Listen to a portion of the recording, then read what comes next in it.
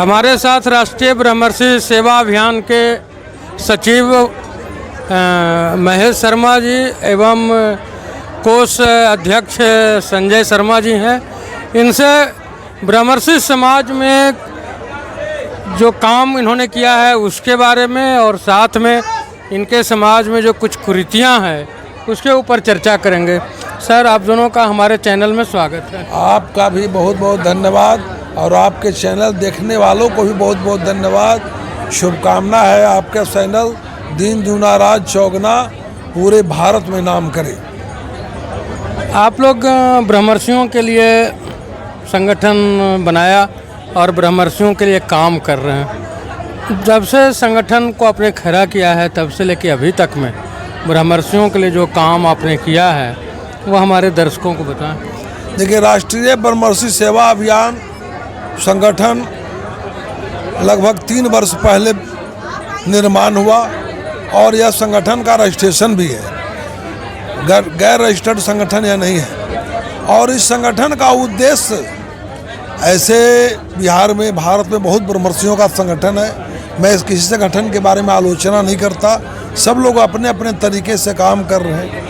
हम लोगों का जो संगठन है, इस संगठन से वैसे लोग जुड़े हैं ज़्यादा जो 90 के दशक में जब समाज पर अत्याचार हो रहा था, उग्रवाद का प्रहार हो रहा था और राज्य प्रायोजित हत्याएं हो रही थी, नरसंहार हो रहा था, उस जमाने में जो लोग जूझे, जेल गए, मार खाए, लाठी खाए, गोली खाए, जो लोग बच गए वैसे लोग मिलजुल करके और आज के कुछ युवा पीढ़ी जिनको यह बताने के लिए कि समाज आपका कितना संघर्ष करके राजनीतिक और सामाजिक रूप से आज़ादी पाया बिहार में, वैसे लोगों से जुड़ करके एक संगठन का निर्माण हुआ। और इस संगठन का मुख्य उद्देश्य है हम अपने पूर्वजों का सम्मान करना। परिणाम आपको देखने को मिला है कि मगधी नहीं, बिहार के धरती के लाल, अगर श्री बाबू के बाद कोई दूसरा कोई ब्रह्मर्षि का लीडर इस बिहार के धरती पर हुआ तो स्वर्गीय शत्रुघ्न शरण सिंह हुए, जिनको काले पानी की सजा मिली। स्वतंत्रता आंदोलन में उन्होंने अपना योगदान दिया, 7 बार एमएलए रहे, उनकी पत्नी 3 बार एमएलए रही, बिहार सरकार में मंत्री रहे। और ब्रह्मर्षियों को सबसे ज़्यादा अगर नौकरी देने का कोई काम किया तो शत्रुघ्न बाबू ने दिया। ऐसी बात ये ब्रह्मर्षियों को सिर्फ दिया, सभी जाति संप्रदाय के लोगों को भी रोजगार और नौकरी देने का काम किया। उनके आदमकद प्रतिमा जिला परिषद में गया में हम लोग 2 साल पहले अनावरण करवाया, जिसमें बिहार के सारे ब्रह्मर्षि के और सारे राजनीतिक दल के नेता है। उसके बाद श्री बाबू का प्रतिमा ओबरा के धरती पर अनावरण हम लोगों ने करवाया, जिसमें बिहार के महामहिम राज्यपाल से उसका अनावरण करवाया गया। अभी खनमा में श्री बाबू की जन्मभूमि और कर्मभूमि जो श्री बाबू का प्रतिमा अपेक्षित था, उस प्रतिमा स्थल का हम लोगों ने सौंदर्य करने का प्रयास किया है। वृक्षारोपण लगभग 100 पेड़ लगाए हैं। उसके बाद उनका आदमकद प्रतिमा भी वहाँ ला दिया गया है, चबूतरा का निर्माण हो गया है, ग्रेनाइट का काम होते उनके मूर्ति अनावरण का काम होगा। उसके अलावा कई जगहों पर बाबा परशुराम का मूर्ति का बेलागंज कृष्णा कॉलोनी में, गया शहर में, भोरी में, चौरम में, फिर बाबा बरमेश्वर जी की प्रतिमा का अनावरण भोरी में, चौरम में और कई जगह हम लोग लगाने का प्रयास किया है। जैसे दूसरे समाज के बरनवाल सेवा सदन, साहू सेवा सदन, इस तरह के कोयरी हितकारनी, कई तरह के समाज के अलग अलग भवन हैं और उस भवन में उस समाज के लोगों को रुकने का, शादी विवाह करने की व्यवस्था शहरों में देखी जाती है। क्या भूमिहार समाज की ऐसी कोई व्यवस्था पटना जैसे महानगर में, जहाँ की किराया लेना बहुत मशक्क़त वाली बात है, यहाँ भी गरीब लोग हैं जिनकी बच्चियों की शादी करनी हो या कोई और आयोजन करना हो तो उन्हें प्राइवेट आयोजन स्थल को लेना पड़ता है। क्या आप लोग ऐसे कार्य भवन वगैरह का भी निर्माण कराने में रुचि रखते हैं? बहुत अच्छा आपका प्रश्न। निश्चित रूप से यह चिंतनीय विषय है कि हमारे ब्रह्मर्षि समाज, जिस समाज का नेतृत्व कभी श्री बाबू ने किया, जिस समाज का नेतृत्व कार्यानंद शर्मा ने किया, जिस समाज का नेतृत्व स्वामी शारदानंद सरस्वती ने किया, जिस समाज का नेतृत्व दिनकर ने किया, जिस समाज का नेतृत्व बाबू लंगट सेन ने किया, जिस समाज का नेतृत्व महेश बाबू ने किया, जिस समाज का नेतृत्व शत्रुघ्न शरण सिंह ने किया, जिस समाज का नेतृत्व रामविलास बाबू ने किया, जिस समाज का नेतृत्व सर गणेश दत्त सिंह जी ने किया, ऐसे महान हजारों विभूति इस बिहार के विनोबा भावे ने किया, विनोबा भावे ने किया। उस समाज का पटना के धरती पर सैकड़ों हजारों लाखों लोग हमारे परिवार के संपन्न परिवार के लोग रहते हैं। लेकिन अफसोस कि आज सचमुच आपने जो विषय उठाया है किसी पत्रकार ने नहीं उठाया कि क्या ब्रह्मर्षि समाज का भवन पटना के धरती पर, गया जी की धरती पर, नवादा के धरती पर नहीं होना चाहिए? एकदम होना चाहिए। राष्ट्रीय ब्रह्मर्षि सेवा अभियान संकल्पित है।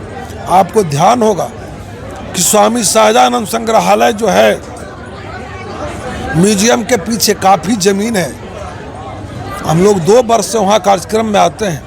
हम लोगों ने वहाँ कहा, घोषणा किया कि जिस दिन यह समिति राष्ट्रीय ब्रह्मर्षि सेवा अभियान को एडॉप्ट कर देती है, दे देती है, हमको कमेटी से मतलब नहीं है, हमको वहाँ के संपत्ति से मतलब नहीं है। हमारा एक उद्देश्य है कि आप अपनी कमेटी को हमारी कमेटी से जोड़ करके हमको वहाँ भवन निर्माण बनाने के लिए सहमति प्रदान करें। समाज के पास पैसे की कमी नहीं है और दाता की कमी नहीं है, ताकि समाज के गरीब वर्ग के लोग वहाँ आए, रहे, निःशुल्क पढ़े, निःशुल्क बढ़े और उनका कुछ न कुछ समाज में योगदान हो, शादी विवाह समाज का हो। संजय जी, आप लोग समाज के पुरोधा हैं। ब्रह्मर्षि यानी भूमिहार समाज जो है, यहाँ सर गणेश दत्त जैसे लोग, राम वृक्ष बेनीपुरी जैसे लोग रहे हैं, लेकिन आज का जो युवा है न बेनीपुरी जी को जानता है, न गणेश दत्त को जानता है। और एक हमारे फ़कीर के नाम से, राजनीतिक फ़कीर के नाम से जाने जाते थे, जिन्होंने इंदिरा को जैसे शक्तिशाली राजनीतिक नेता को पस्त करने का काम किया, राजनारायण सिंह, आज लोग उनके बारे में नहीं जानते हैं। क्या यह व्यथा जो है दुखी नहीं करता आपको? जी बहुत बहुत धन्यवाद आपके चैनल को, और आपके चैनल को शुभकामना देता हूँ। आपके चैनल से जितने भी आपके देखने वाले हैं, फॉलोवर्स हैं, मैं उनको भी धन्यवाद बधाई करता हूँ। आपने अच्छी बात उठाई है। राष्ट्रीय ब्रह्मर्षि सेवा अभियान का मैं कोषाध्यक्ष का पद का निर्वहन करता हूँ। अपने दायित्व के निर्वहन करते हुए अपने हिसाब से मैं आपको बताना चाहता हूँ कि यह गैर राजनीतिक संस्था है और समाज को सशक्त करने के लिए, समाज के पूर्वजों जिन्होंने दाता के रूप में रहा और आज हम लोग याचक बनते जा रहे हैं, तो पुनः समाज अपनी खोई हुई प्रतिष्ठा को प्राप्त करे। हमारे पूर्वजों के नाम पर हमारी दी गई संपत्ति में उनका नामाकरण हो उस बिल्डिंग का, और हर जिला में एक ब्रह्मर्षि बिल्डिंग बने जिसमें ब्रह्मर्षि परिवार के युवा रहें, पढ़ें और वहाँ सार्वजनिक कार्यक्रम हो। जिस प्रकार से अन्य समाज का बिल्डिंग है उस प्रकार से रहे। इसके लिए अभी मैं ये कहना चाहता हूँ कि आप एक ऐसे पुस्तक निकालें मासिक, जिसमें आपके समाज के जो पुरोधा रहे हैं या जो आज के बड़े लोग हैं जिन्हें हम आदर्श के रूप में मान सकते हैं, उनके जीवनी को प्रकाशित कर युवाओं तक पहुंचाया जाए। निश्चय ही हम लोगों ने गत बैठक में निर्णय लिया था कि समाज के पूर्वजों के महापुरुषों के लिए हम लोग एक पत्रिका छपवाने का काम करें और उस पत्रिका को समाज के घर घर तक पहुंचाने का काम करें, जिससे कि हमारे आने वाली पीढ़ी अपने महापुरुषों के बारे में जान सके। हम सभी महापुरुषों के प्रतिमा अनावरण के माध्यम से समाज को संदेश देना चाहता है कि हमारे पूर्वज कैसे थे, इन्होंने क्या कार्य किया, उनकी प्रतिमा लगे और उनको देख के उनको स्मरण रहे और समाज सशक्त बने, समाज हर प्रकार से मजबूत बने, आर्थिक, सामाजिक, राजनीतिक हर प्रकार से मजबूत बने। ये हमारी अपनी अभिलाषा है और संगठन की ओर से कार्यरत है। जहाँ तक बिल्डिंग का सवाल है, नवादा ज़िले में एक अभी सामुदायिक श्री बाबू के नाम पर सामुदायिक भवन या पुस्तकालय के नाम पर एक बिल्डिंग के लिए हम लोग वहाँ लगे हुए हैं। केवल ज़मीन आवंटन होने वाला है और आवंटन भी हम लोग को मिल गया है। समझ के अपने ही परिवार के नेताओं के हिसाब से लेटर पैदा गया है और वहाँ तुरंत एक बिल्डिंग खड़ा होगा। नवादा से हम लोग शुरुआत कर रहे हैं। एक आखिरी सवाल है समाज को लेकर। समाज के युवक और युवतियाँ जो पढ़ने के नाम पर विद्यालय जा रहे हैं, कोचिंग संस्थान जा रहे हैं, वहाँ जाने के बाद उनके जो मुलाकात हैं अलग अलग लोगों से होती है और धीरे धीरे ये जो हमारे बच्चे हैं, लड़का हो लड़की हो, उनका भटकाव हो रहा है और भटकाव इस हद तक हो जाती है कि वो अपने जो सर्वस्व है उसे भी लुटा देती हैं और कुछ लड़कियों के साथ ऐसी स्थिति हो जाती है आपके समाज के कि उन्हें फांसी तक लगाना पड़ता है। क्या हमारे बच्चियां या हमारे बच्चे जो रास्ते से भटक रहे हैं उनको बचाने के लिए समाज के पुरोधाओं की कोई जवाबदेही नहीं? जी, ये बिल्कुल है। हर एक सामाजिक संगठन का ये जवाबदेही है कि हम समाज में, देखिए आज हम लोग पूरी तरह से स्वच्छंद होते जा रहे हैं और धर्म विमुख होते जा रहे हैं। हम ब्रह्मर्षि परिवार से आते हैं, हम अतीत को जानते हैं और अतीत के जान के अतीत का पालन नहीं कर रहे हैं। हम वर्ण व्यवस्था और वर्णाश्रम व्यवस्था में जीने वाले लोग हैं। भगवान राम ने इस धराधाम पर समान धर्म का पालन किया और उन्होंने वर्ण व्यवस्था और वर्णाश्रम व्यवस्था को, समान धर्म को प्रचारित किया। कारण राम राज आया। आज वर्ण संकर संतानें, कोई भी हिंदू समाज में वर्ण संकर संतानें किसी पूजा पाठ के लायक नहीं है, अपने पूर्वजों को तर्पण के लायक नहीं है, उनका कुछ भी स्वीकार नहीं होता है। वो चाहे जितना पूजा पाठ कर लें, मंदिर चले जाएं, भजन कर लें, कुछ होने वाला नहीं है। इसलिए आज यह ज़रूरी है कि आने वाली पीढ़ी को हम वर्ण व्यवस्था और वर्णाश्रम व्यवस्था की शिक्षा दें और घर घर ये शिक्षा दें। सर,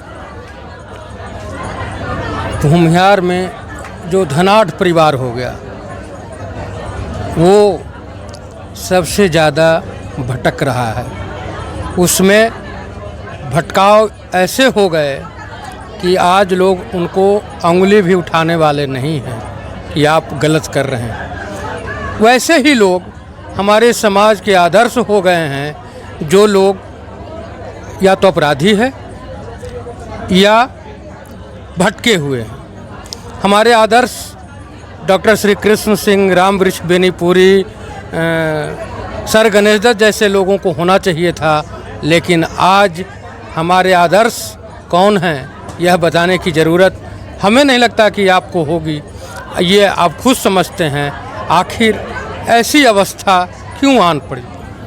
देखिए, इसमें सबसे पहले तो ये समझना है कि जो आज जिस समस्या के बारे में आप कह रहे हैं, कोई एक दिन का ये समस्या नहीं है। ये बहुतों दिन से इस कुरीति के रास्ते पे हमारा समाज चला है। हम सबसे पहले अपने घर में संस्कार, शिक्षा से पहले संस्कार पे काम करना होगा। और रह गया बात, जो लोग आगे बढ़ चुके हैं, जिनको आप धनाढ़ कह रहे हैं, वो धनाढ़ नहीं है, आडंबर है उनके पास। और वो आडंबर में इतने मदहोश हो गए हैं कि उनको समझ में नहीं आ रहा है कि समाज की आवश्यकता हमारे लिए कितनी है। समाज मेरा, जैसे एक घर में 5 परिवार हैं, जब पांचों एक साथ बैठते हैं तो गम और खुशी हम अच्छे तरीके से मनाते हैं। वैसे ही जब समाज के साथ हम बैठते हैं, मेरा समाज अगर खुशहाल होता है तो हम खुशहाल होंगे। इस रास्ते पे चलना होगा। और वैसे धनाढ़ जो इन परिवारों को, इन समाज को भूल के अपने आप को अभी वर्तमान में समझ रहे हैं कि हम बहुत आगे निकल चुके हैं, उनका हश्र यही होगा कि बिना ज़मीन के जब वो आसमान से गिरेंगे तो ज़मीन पे उनको पैर रखने का जगह नहीं मिलेगा। इसलिए स्वतः जाग जाएं और पुनः अपने गांव के तरफ चलें, अपने परिवार के तरफ चलें, अपने समाज के तरफ चलें, ताकि फिर से उनका एक मजबूत परिवार बने, मजबूत संगठन बने और उनका धन का भी रक्षा होगा, उनका मान सम्मान का भी रक्षा होगा। और सबसे अंतिम बात जो आपने कहा कि गलत आचरण के लोग, गलत विचार के लोग, गलत रास्ते पे चलने वाले लोग मेरे आइकॉन बन रहे हैं, ये बिल्कुल गलत बात है। वो मेरे आइकॉन नहीं बन सकते हैं। हाँ, राजनीतिक रूप से या सामाजिक रूप से उनके धन के प्रभाव में आकर के कुछ लोग चाटुकारिता उनका भले कर लेते हैं, पर वो पूजे जाएंगे ये उचित नहीं है, ये संभव नहीं है। सर मैं भी अब इस बात को तह तक नहीं जाना चाहूँगा, लेकिन आप इशारे से समझ सकते हैं कि कहाँ कहाँ क्या क्या हो रहा है। नवादा ज़िला में अगर आपका आदर्श है तो बारसलीगंज के विधायक पति हैं। मोकामा में अगर कोई आदर्श है तो आप जान रहे हैं, और लोग भी हमारे आदर्श हैं। लेकिन हमारे आदर्श डॉक्टर श्री कृष्ण सिंह या राम वृक्ष बेनीपुरी नहीं बन रहे। दिनकर की जयंती सब मनाते हैं, लेकिन बेनीपुरी को लोग ये भी नहीं जानते कि हु वाज बेनीपुरी। देखिए, ऐसा है कि इसके पीछे हमारा नया पीढ़ी का दोष नहीं है। हम और हमसे पहले वाली जो पीढ़ी है उनसे ये गलती हो चुकी है। हम उसको सुधारना चाहते हैं। ब्रह्मर्षि सेवा अभियान के द्वारा कैलेंडर छपवाया गया है और हम प्रयास कर रहे हैं कि वो कैलेंडर अपने समाज के हर घर में जाए। उस कैलेंडर में संक्षिप्त परिचय के साथ महापुरुषों को जो देश स्तर पे अच्छा काम किए हैं, जिनका ख्याति प्राप्त है, उनका राज्य स्तर पे जिन्होंने बढ़िया काम किया और समाज हित में नहीं सर्व समाज के लिए जिन्होंने काम किया, उनका उसमें डाला गया है। और इस तरह से हम आने वाला समय में पत्रिका छपवाने वाले हैं, जैसा कि निर्णय हो चुका है और अभी हमारे संजय बाबू ने कहा। तो अब फिर से जो नए पीढ़ी के बच्चे हमारे हैं उनको अपने महापुरुषों के बारे में जानकारी देनी होगी, उनके बारे में बताना होगा। अपने भविष्य के निर्माण करने के पहले जो बीत चुका है, जो हमारे पूर्वज रहे हैं, उनके बारे में जब जानकारी होगी, फिर से घर घर में रामायण पढ़ा जाएगा, फिर से घर घर में गीता और श्लोक पढ़ा जाएगा, तो हमें विश्वास है फिर से वो दिन आएगा और हम फिर से पहले के तरह सारे समाज के ऊपर बैठ करके फिर से हम दान करने की स्थिति में रहेंगे, फिर से सबका लालन पालन करने की स्थिति में आएंगे, ये मेरा विश्वास है। जी, आप तीनों ने समय दिया, इसके लिए आप लोग का धन्यवाद। धन्यवाद, बहुत बहुत धन्यवाद। आपको भी बहुत बहुत धन्यवाद। और आपके सभी व्यूअर जो हैं, आपके दर्शक हैं, उनको भी धन्यवाद। और उन सभी से मैं कहूँगा कि दो काम करें, हर व्यक्ति एक पेड़ जरूर लगाए और हर व्यक्ति अपने बच्चे को फिर से रामायण की तरफ ले जाए, फिर से गीता पढ़वाए, फिर से संस्कृत का श्लोक पढ़वाए और फिर जो मेरा छूटा हुआ मार्ग है, जहाँ से इस सदमार्ग को हम जहाँ से छोड़ के आए हैं, उसको पुनः अपनाए। मेरे समाज का उदय पहले भी हुआ था, उदय आज भी है और आगे भी हम उदय के रास्ते पे चलेंगे। धन्यवाद सभी को। इन लोगों ने समाज के लिए काम किया है, लेकिन इसके साथ साथ इनसे आग्रह भी किया मैंने कि कुछ और काम करने की ज़रूरत है। जुड़े रहें। धन्यवाद।